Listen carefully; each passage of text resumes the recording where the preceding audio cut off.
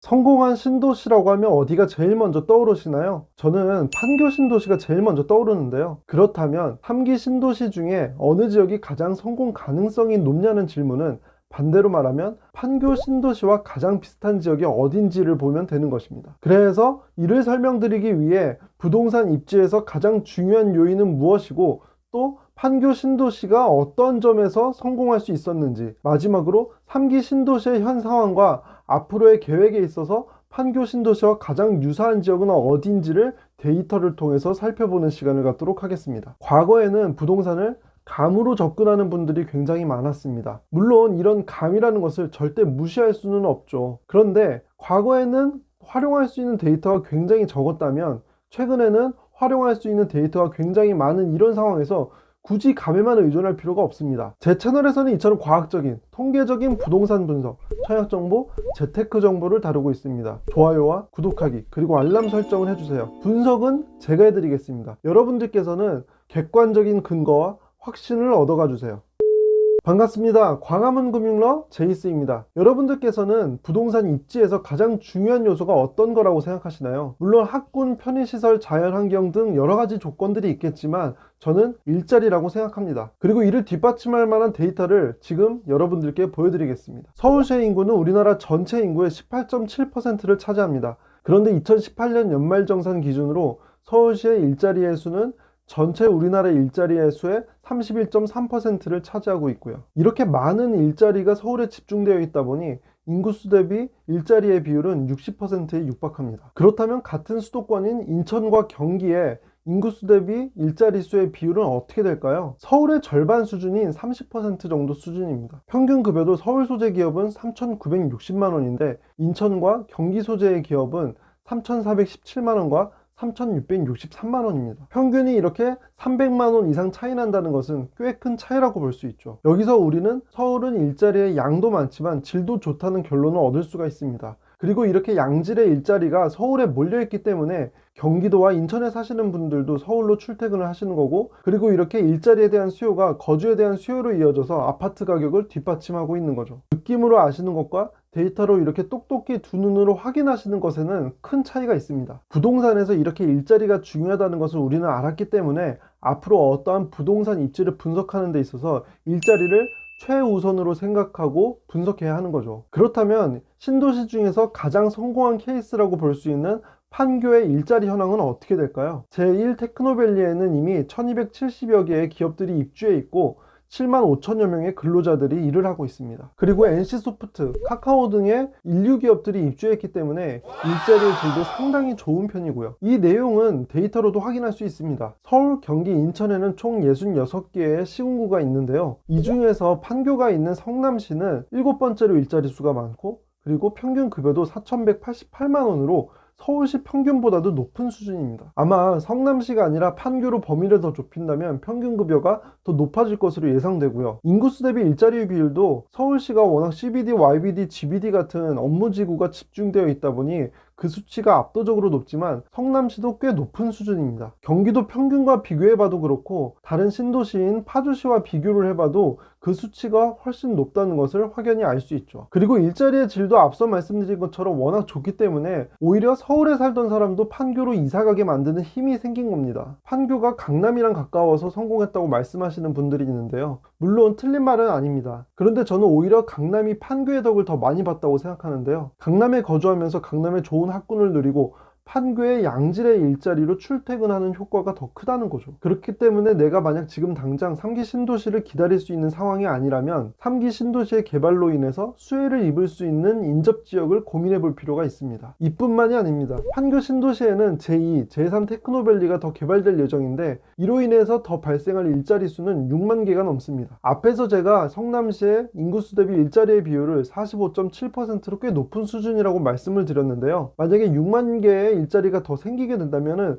이 비율이 52.1%로 더 높아지게 됩니다. 서울 평균에 근접해지는 거죠. 입주 기업들도 R&D, 바이오, IT 등 굉장히 유망한 업종의 기업들이기 때문에 앞으로도 지속적으로 양질의 일자리가 제공될 가능성이 굉장히 높습니다. 이와는 달리 1기, 2기 신도시의 대부분은 서울의 일자리를 의존하는 베드타운입니다. 이런 지역들은 한계가 있을 수밖에 없어요. 이 차이를 판교 제1테크노밸리가 거의 입주를 마친 시점인 2015년 1월 이후에 아파트 매매 가격 추이를 통해서 살펴보면요, 빨간색은 판교가 있는 분당구, 파란색은 서울, 녹색은 신도시이긴 하지만 베드타운인 일산 동구입니다. 어떻게 보이시나요? 깊이 생각하지 않아도 직관적으로 그 차이가 느껴집니다. 일산 동구는 이 기간 동안에 아파트 가격이 거의 상승하지 않았는데요, 반면에 분당구 같은 경우에는 서울시보다 매매 가격 지수가 더 높이 상승했습니다. 서울의 매매 가격 지수가 28만큼 올랐을 때 분당구는 31.1만큼 올랐어요. 같은 기간 동안에 일산 동구는 8.6 상승하는데 그쳤습니다. 그만큼 일자리가 중요하고 신도시가 자족도시로 되는 게 얼마나 중요한 미션인지를 우리는 이 차이에서 확인할 수 있습니다. 하지만 일자리라는 게 하루아침에 형성되는 것은 아니죠. 제1 판교 테크노밸리만 하더라도 이렇게 7만여 개의 일자리를 만들기까지 무려 10년이 넘는 세월이 흘렀습니다. 그래서 일단은 교통이 먼저 뒷받침되어야 합니다. 판교도 마찬가지였습니다. 2011년에 강남과 정자를 잇는 신분당선이 개통되었죠. 이로 인해 당장의 일자리는 부족하지만 전국에서 가장 많이 일자리가 밀집되어 있는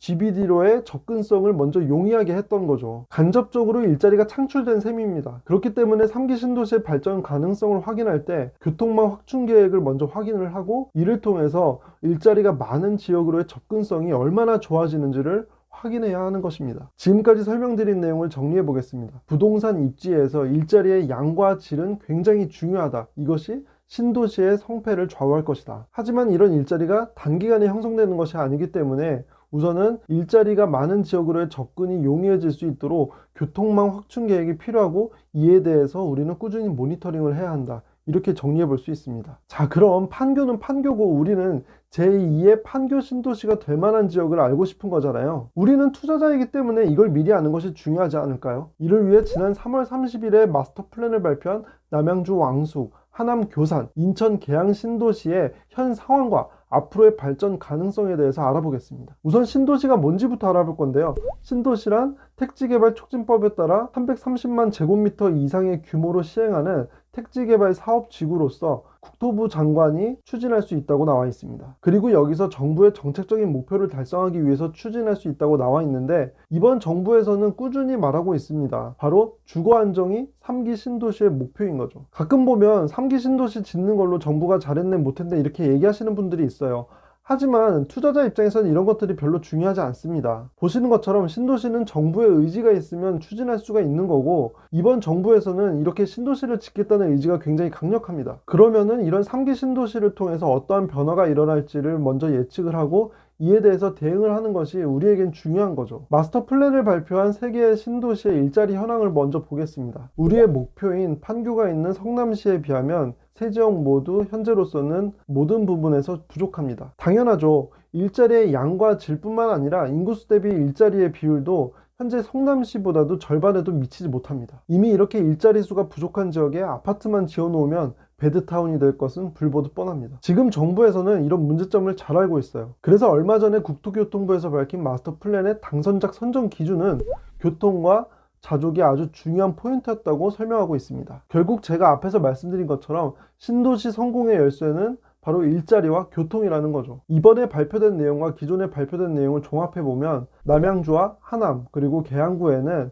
66,000호, 32,000호, 그리고 17,000호가 들어서게 됩니다. 그리고 기존의 가구 구성을 기준으로 시뮬레이션 해봤을 때 각각 16만 명, 7만 명, 4만 명의 인구 증가가 예상되고요. 자족 용지는 KB 부동산 자료를 인용했는데요. 하남과 계양 같은 경우에는 증가가 예상되는 일자리 수가 나와 있질 않더라고요. 그래서 판교 테크노밸리를 기준으로 해서 자족 용지의 규모에 비례해 갖고 일자리 수가 창출된다고 제가 가정을 했습니다. 이 결과를 앞서 보신 현황에 더해봤더니 정말 신기하게도 인구수 대비 일자리의 비율이 성남시 수준으로 모두 맞춰졌습니다. 상대적으로 남양주가 조금 부족하긴 하지만 그래도 기존보다는 훨씬 더 개선된 모습을 볼 수 있었는데요. 정리하자면 세 도시 모두 판교 신도시만큼의 일자리를 창출할 수 있는 계획은 구상되어 있다는 거죠. 여기서 다시 한번 강조드리지만 계획이 구상되어 있다는 거지 반드시 실현된다는 것은 아닙니다. 그래서 우리는 이것이 실현되는지를 지속적으로 모니터링 해봐야 하는 거예요. 앞으로 제 채널에서 이것들이 현실화되고 있는지를 계속해서 분석해서 업로드할 예정이고요. 그런데 판교 신도시의 사례에서 보면 7만 5천 개의 일자리가 만들어지기까지는 무려 10년이 걸렸습니다. 그렇기 때문에 이런 일자리 계획에 앞서서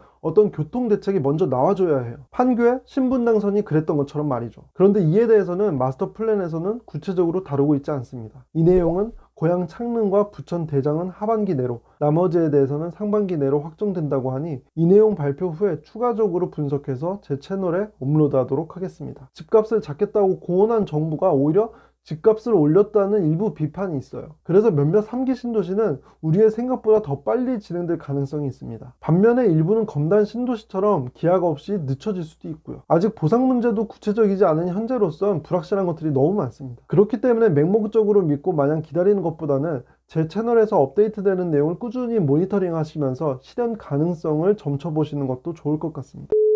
행운은 갑자기 찾아온다는 말이 있습니다. 하지만 저는 준비 없이 오는 행운은 없다는 말을 더 믿습니다. 제 채널을 통해서 얻게 되시는 부동산 정보들이 구독자 여러분들에게 행운을 가져다 드릴 수 있으면 좋겠습니다. 과학적인, 통계적인 부동산 분석, 청약 정보, 재테크 정보를 열심히 준비하겠습니다. 좋아요와 구독하기 그리고 알람 설정을 해주세요. 끝까지 제 영상을 시청해주셔서 감사합니다.